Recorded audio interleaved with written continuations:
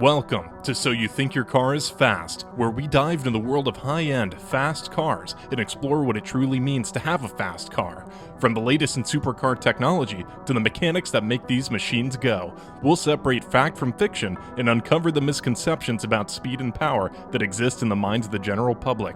Join us as we put the pedal to the metal and discover what it takes to have a car that truly lives up to the title of fast.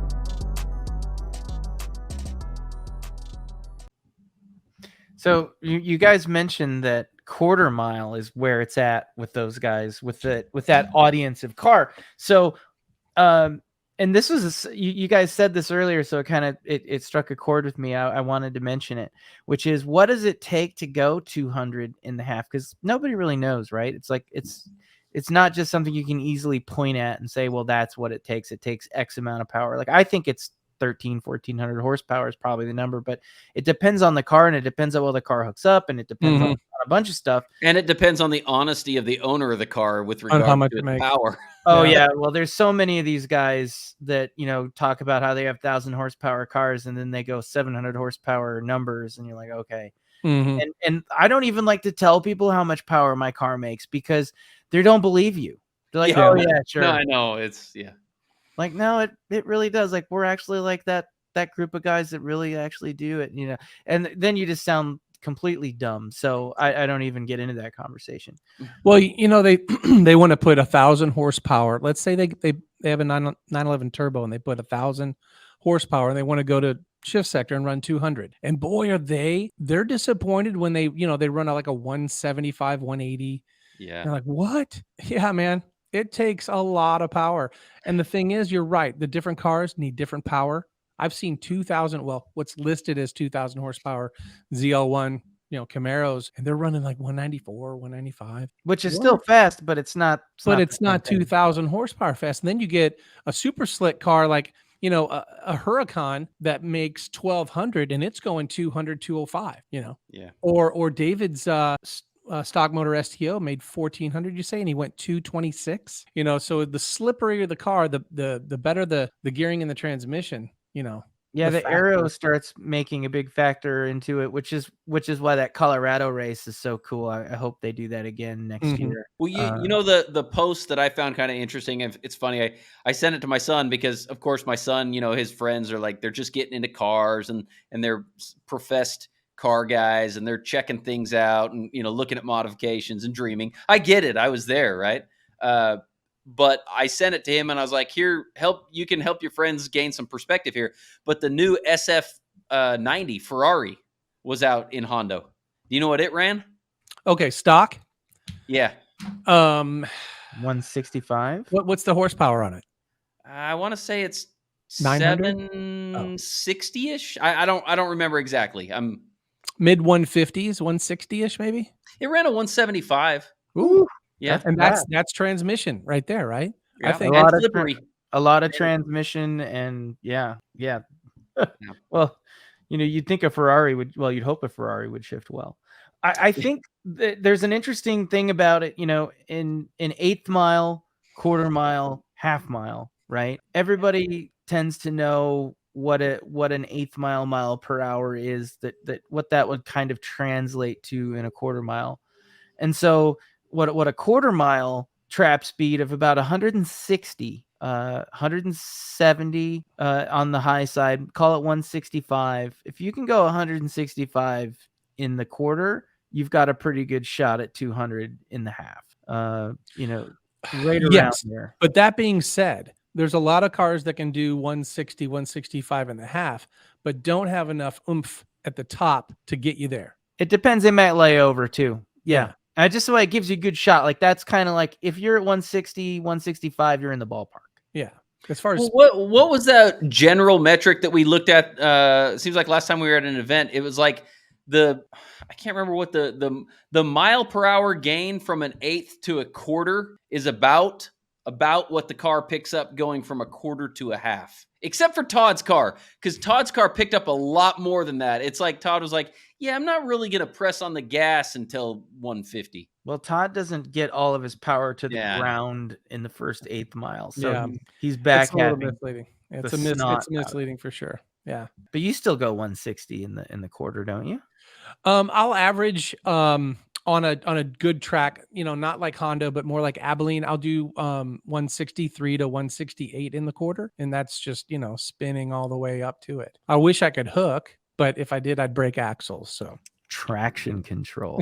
we got traction control. Yeah, I can't wait to see how that works. Yeah, that's going to be exciting. It'll help my car too. But what's that? I might gear out.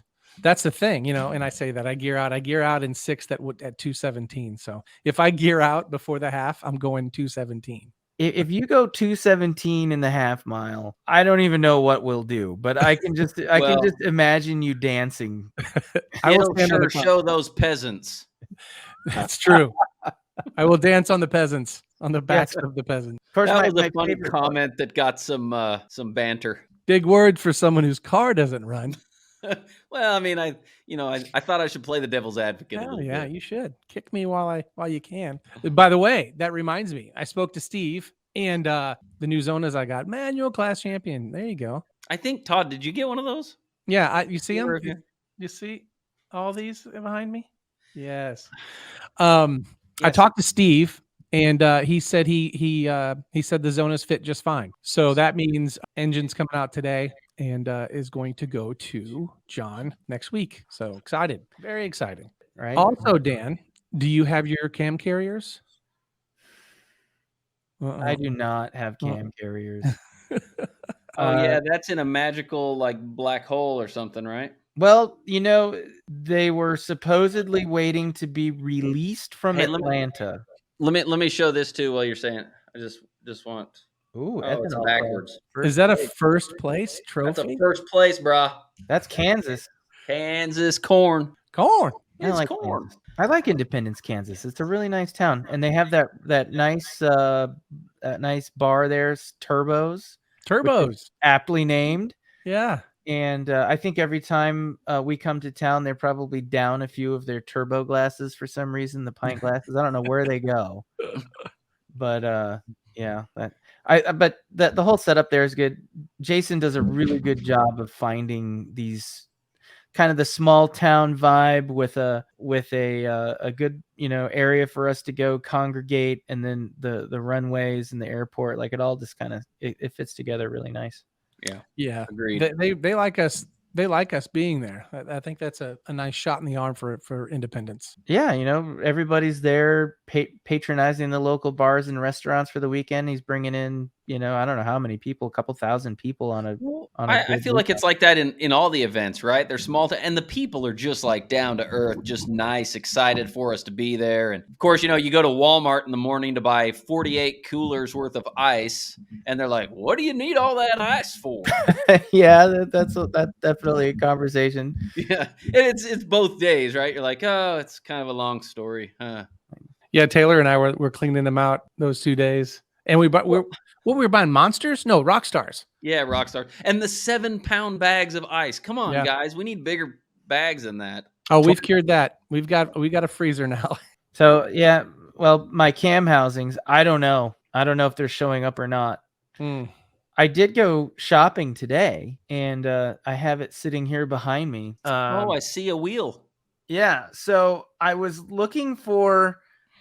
This is how these things go. I was looking for the wheel to go with this airbag, and I'm going to have the wheel rewrapped, right? Well, I found a wheel with an airbag, but it's not just the wheel and the airbag. It is the whole steering column. Oh, the entire steering column, the electronics modules, it even has the gear here behind it. I don't know if I can get it on the camera, but he's got half the interior of a 911 in his office right now. Directly to what would go directly to the steering rack, right? Like the whole thing. And what's even more ridiculous is I ended up getting that and the single airbag for almost the same money. Wow. So I had to buy it all. So you have a spare airbag now. Yes. I mean, you know what that means to me. If you have a spare airbag, you might as well buy another car to go with the airbag. Oh, yep. That is so I Taylor. mean, I you need don't want the airbag to go to waste, man. I need another wheel now is the problem. But I got a quote from a customs place to do GT2 RS 997.2, which is 2011 GT2 RS Alcantara wrapping on it. Nice. So I'm gonna do that because I have the shift knob, which Todd and I have the same one. Interestingly enough, and I wanted it to match. So, and I also wanted to have like the Motec dash module. You can really only see it through here, and my wheel doesn't have as much clearance as this one does from here to here. So I'm hoping to gain a little bit more visibility of that, and then it's like really the only thing I've ever done to the car specifically just to make it look better. There's a little bit of function. I found some function in it. I'm still waiting on those cam housings. I don't know if what's going on. Steve says that the Porsche dealer is getting crickets on where they are and when they're coming. So at this point, I'm really bummed out about it. I was remember a couple weeks ago, I was getting a little excited about it because it felt like it was real. And so don't get too excited too fast because these things there's always something. You know, I was once told it's never quite as good as you think. Hang on a second, Manny. And it's never quite as bad as you think it's going to be. Should we have Manny cue the some kind of music? It seems like that needs some kind of music. Okay, so Taylor should be pretty excited because Wayne is reporting back with nothing but good news. Wayne is working some magic. Yeah, I think guys, it's weird. Here's the thing. I'm trying not to get excited about it because you know I don't want to be that way, but I am because it does. I mean, he sent me a text today and said he was driving my car, punched it on map 1, and it downshifted and went. I mean, well, talk about setting the bar high. but you know what? I feel like when you got a guy like Wayne who tunes all kinds of crazy nutty cars all over the world, text you and tell you how much he loves your car and how great it feels and how fast it is, that's a good sign. Yeah. He tells that to everybody. No, he doesn't. He doesn't. He's brutally honest sometimes. Like I've heard him say, "Man, you know, you'd think it would be better than that, but this car sucks."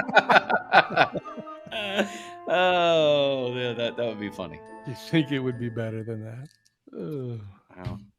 Well, I've got enough confidence in Wayne that I've started reaching out to some stereo shops to figure out what to do to get my radio working better than it is. Oh, I worked on that project too, and I came to the conclusion for mine was really simple.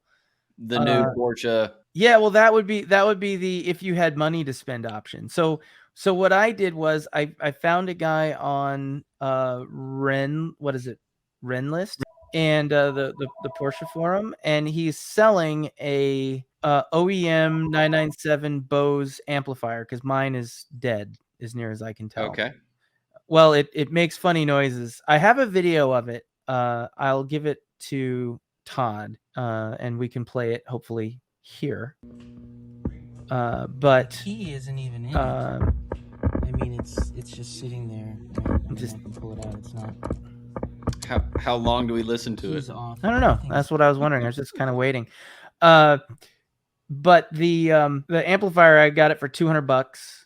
And then the biggest problem with the audio in my car is that the volume knobs are sticky because they have like this like rubberized coating that's almost 20 years old, and it turns to goo. Oh, wait. You know what? Mine had that too. It's very easy to fix.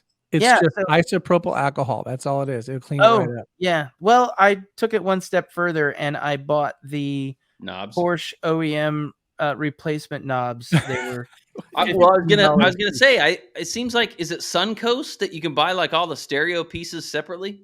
Yes, you can.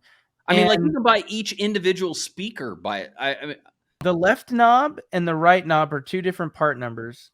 I have them actually, but the right side knob is discontinued. So if you go on Amazon, they're $200 for both knobs, which is ridiculous considering I ordered them both for $30. So if you're ever have one of these cars and ever want to keep it, I suggest getting that knob because PelicanParts.com has them right now. They had 6 left when I ordered them. Mad rush to Pelican. Now they're sold out. You missed it, telling guys. you, you do not need to buy new knobs. Just you wipe them off with But isopropyl sometimes alcohol. that soft touch stuff Yeah, but actually then- deteriorates and goes away. Yeah, but that point, that's exactly what happens if they're bad enough like mine. You just end up taking that soft rubber stuff completely off, which is definitely preferable to having them be sticky. But I just wanted new knobs for $30. New knobs, $230. Make my car stereo great again. I'm okay with that. Yeah, I think I talked to a shop yesterday that they sound like they know what they're talking about, and I told him the struggles that I had with mine and some of the complaints, and he's like, "Oh yeah, it's because this, and this." And he said he goes, "I've been upgrading stereo systems in 911 since the 80s." So I figure he even knew what PCM model I had. You know, and that's not really a thing most stereo shops are aware of. They're like, "Yeah, we can figure it out." But this guy's like, "Oh no, you have the 3.0. I can only do this with the 3.1. So we got it." And I was like, "Oh, okay." So he's done it all. Yeah. I think so. So I think that's gonna be a good avenue for me. Yeah, I'm wondering if I might even drive my car. Whoa. If I have a stereo, Settle down, buddy. Settle down. I'm at least gonna take it to the grocery store again. It's been a couple years since I did that. Well, I used to do it pretty regularly. That's what I mean, like drive it regularly. Well, there was that time that we all met a bunch of Porsches and went to that, I don't know, Cars and Coffee, Cars and Cantina, whatever. Yeah, I want to do more of that for sure. Man, those events, I like going and stuff, but you know, there are times where I feel pretty proud of my car. I'm like, yeah, my car is pretty cool. And then I get there and I'm like, oh yeah, my car isn't. It's not. There's a lot out there. You get all the attention because of the camo wrap. Yeah, but that's gonna have to come off soon. Man, I went there. I had my 997.1 turbo, the red car we're always talking about. Amber drove my GT3. Yep. And then it was you and it was Troy. And Troy has the craziest wrap you'll ever see. With a cargo carrier on the top. With a cargo carrier on the roof. Nobody even looked at my car. No. I mean, kids are posing. There's like grandmas that want pictures taken next to his car. And I mean, they sell Girl Scout cookies out of it. I mean, it's a base model 997. Yeah.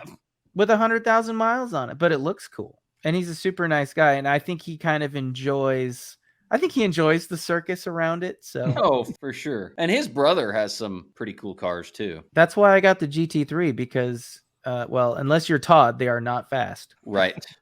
Yeah, I had that conversation with somebody the other day. They're like, well, yeah, I mean, I'd race your GT3 because I could probably beat it. And then immediately I'm like, should I get rid of it? It's not about being fast in a GT3. I know, but I found a guy that was like looking for a 991 GT3 offering to potentially trade his 991 turbo. And I was like, ooh. So maybe we should talk. But then I gave up because I was like, I like the GT3. 991 turbos are going down. 991 GT3s are staying put or going up. Oh, yeah. You can't find a GT3 991 for under 130 right now, right? 15 and up? I don't think so. I don't know. I'd probably sell mine for that. But it's totaled, right? It's a salvage title? It's not a salvage title. But I bought mine. I thought your wife wrecked it. I'm sorry. I bought mine. I should put the picture up so everybody. It's a freaking scratch.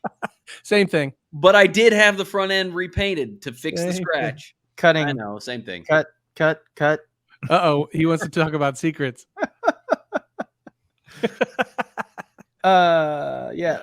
Well, I got my GT3 in 2018, I think. Early 19, late 18, something like that. And that's the 5-year note is coming due, huh? Yeah, it's almost done. Nice. That's when I get to get a third one, right? I mean, you could buy a third one now if you're asking me. That's fine. It's not up. Thankfully, it is not up to us. It is up to my missus. Just tell her you want to buy her one. Mrs. Ricks. No, she won't fall for that. She's Oh. way too smart for that. Shoot. But I'll think of doesn't. something. She does want an R8, and I did tell her that I would get her an R8 someday. So Yeah, my wife really likes the R8s too, but I want to show you guys something. I just I got the drawings for my new garage, and it looks like this. Is this the guy that you were texting with me back and forth before the Easter holiday? No. You should not buy anything from that guy. No. Oh, that guy. Yeah, Mr. Pushy. Yeah, no. Oh Not my that guy. God. He's texting Todd like, well, do it now or else. It's Do it now, or the price It's or the price goes up in 3 days. $18,000 off, and Todd's like, I work in a similar business. Your costs aren't going up between now and Tuesday at the end of the holiday. And the guy's like, well, how much I'm willing to discount it might change. And I'm like, man, yeah. I have this theory. I call it before they have your money service and after they have your money service. And if you're getting that kind of service from a guy before he has your money, it's trouble after. it's just you. I mean, I've never understood why some people seem to think that they can yell at their customers. And that's the kind of guy that yells at his customers. This is what I'm thinking, boys. Okay. It is the building itself is 40 by 40, and then it has a 15 by 40 porch patio to park the RV in. Mm-hmm. So RV will be here. I'll actually include like a dump for the black and the gray water after trips. And then how does that work? It'll go into a septic, Oh. another tank. Yeah. Are you on septic where you live? Yeah. Okay. Yep. So the center garage is big enough for the RV to go in case, inclement, want to wash it or whatever. But it'll be 14 foot tall. And then these other two are 10 by 10. So this is so then I'll have a lift in here and then some cabinets. And so that's nice. I'm excited. I'm excited for this. 16 foot to this. And I think it's about 18 feet to the top. Wow. So are you going to put like a man apartment in one corner of it? Or? I'm going to put there's going to be a bathroom, AC in a heated bathroom, along with a workout room / studio, maybe for my music and whatnot. But because right now there's a guitar behind you. Yes. What do you know? So I have no room for any of my musical equipment or any place to rehearse or anything like that. So that's going to be included in there as well. Awesome. That's cool. That is cool. So how many cars are you going to park in there? I will park as many as possible. I will park the race car. I will park my truck. I'll probably even bring in the trailer. Yeah, that's what I want to be able to do is get the trailer inside. Mm-hmm. They get weathered. They last longer. Yeah. Yeah. I mean, mine's been out. What is it? Mine's an 07, so it's been outside all its life. So they get a nice patina to them, right? But yeah. I'm just looking forward to it. I can't. Yeah, we're gonna start pouring concrete, I would say within the next 3 weeks, 2 or 3 weeks. Cool. So I'm not gonna need a bunch of lifts like you peasants. Yeah, my garage is so small, guys. I don't even think I can put a lift in there. You'd be surprised. I mean, there are certain sacrifices that you have to make, but well, I mean, if being able to open your driver's side door when you pull in is a sacrifice, then I mean that's one that would have to be made because it's so narrow in there. Like your garages are big. I was looking at your garage when I was over there the other day, Taylor, and I was like, if only my garage was this big. And I had this big, beautiful 3-car garage. You could darn near fit 2 cars deep in it. And you could almost, if the doors were arranged a little differently, you could probably gotten 4 in there and still had plenty of room. And I gave it all up to move to Frisco. So garages on houses that are like any house that was built like, I don't know, from the mid 90s and newer, garages are like an afterthought. I remember the house I grew up in as a kid, it was just 2-car garage, but it was a spacious 2-car garage. And now they're like, I'm sorry, you have something bigger than a Honda Civic? It's probably not going to fit. Yeah. Well, real estate developers are trying to continuously squeeze water out of a stone. Yeah. So they get smaller and the lot sizes get smaller and smaller. And then the city regs dictate how big you can build it. And then that's what you got. That's why when we were looking for a house, man, when I saw that garage, it was hard for me to look at other things. Yeah. Your garage is nice. Yeah, you have two car garage. Is that right? Yeah, one of the garages, it's a 1-door 2-car garage, and then the other garage, it's a 2-car garage but with 2 doors. That's And right. what's weird, what's crazy, and I guess it's just how the space is organized. The 2-car garage with the 2 doors, you get a lot of space in between the cars. So Mhm. like, I mean, I park the GT3 in one side and then my truck in the other, and I mean, I can open the GT3 door almost the entire way and not touch my truck. Yeah. The lift that we're doing, in fact, the guy's supposed to come on Monday and put this lift in the other garage. I am a little worried about my wife pulling the Escalade in and out of the garage once the lift is in, but we'll see. Do the side mirrors in the Escalade fold backwards Yes. without breaking? No, you're good then. Yeah. Because they will. I mean, I think you can do it. It's just going to be, that perception of when she pulls in the garage now, she stays in the spot. But now that there's going to be a big metal pole that she has to get around, Mhm. I mean, it may end up helping guide you to a better spot in the garage, but it's a little unnerving at the beginning. Nah, you got that body shop on speed dial. You're fine. Sadly, I do. Jeez. Jokes that cannot be made. I mean, look, I like them. I think they're very highly acclaimed. A lot of exotic guys talk about them. I like the guys over there. They've done a good job for me, and I feel like the prices are just fair. Man, that sounds like I'm getting paid to say that. You keep saying that, and if the prices are just gonna go up. Yep. Yeah. You should always complain about prices, Taylor. The prices are too damn high. Oh my. Well, they don't know I have a podcast, so they're not going to listen Ooh. yet. Anyway, they don't know yet. Well, I don't tell anybody we have a podcast. It's like a deep, dark secret of mine. Like, You know what, guys? I posted a link to the podcast today in a Porsche modified Porsche group on Facebook. But it wasn't direct. It wasn't directly. It was just to someone else. I said, "Hey, by the way, if you happen to listen to the podcast, you might want to check these guys out." Is what I said. Oh, these guys clever. get deep in the weeds on Porsche. Clever. Oh yeah. I tried posting it on a couple Facebook pages, and I got like 2 likes, and nobody said a thing. I thought I'd for sure get some trolls out there, but you might get negative, but generally you're not going to get anybody one way or the other, right? So this is going to be episode 15-ish. Yeah, we're probably into 15 right now. Yeah. And so I have seen 12 and 13, which we haven't uploaded yet. Mm-hmm. I mean, I think and then was it 11 that came out on Easter? Yeah. And so that one did really well for being on Easter. Okay. And I think in general, I think things are just very, very clearly trending up. We got a big bounce from TX2K when everybody was they were hungry for car info. Yeah. And I think we get better all the time. I'm certainly better at this than I was. I think we started off pretty strong with the guy flipping his car on the side. That was at the DCT World Cup. That was just funny. I mean, it was sad. As long as Todd told me I can't pause in between words quite as much because it requires too much editing on his part. My dramatic pauses. Thank you for listening to So You Think Your Car is Fast podcast. Please subscribe and leave us a review. Also want to thank Redenzo Radar, redenzo.com/BHT for discounts. Also want to thank Evo Spec Engine Development and Force Performance.